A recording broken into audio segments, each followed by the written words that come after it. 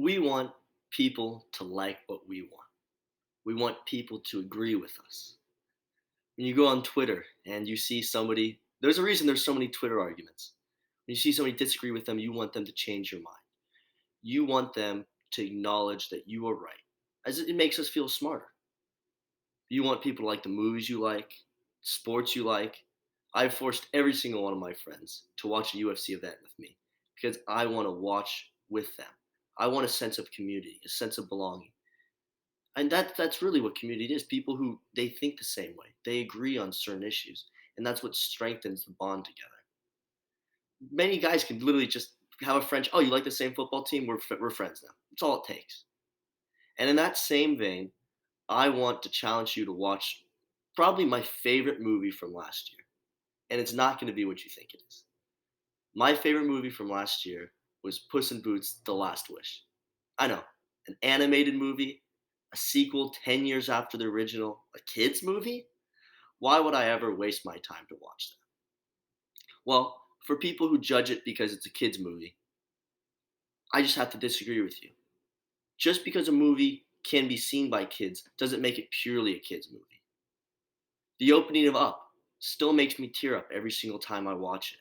Pixar at its peak made amazing, amazing movies. Ratatouille, Finding Nemo, story movies that had a story to tell, that had a reason for being. So just because you see the Minions movies out, you're like, oh, it's a dumb kids movies. There are some really good movies made for kids.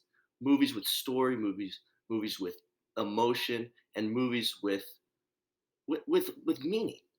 And I think the best part about Puss in Boots is the meaning they are trying to get. Puss in Boots is about a famous bounty hunter who is on his last life. He's a cat, so he's got 9 lives. Roll with it. After going his 9 lives, he suddenly, for the first time in his life, has the fear of death.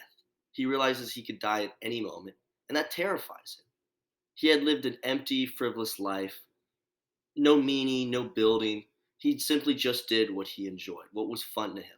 And now at the end of his rope, he realizes he's built nothing. He's accomplished nothing. He has no real connections. And for us graduating college, it's something we can all relate to.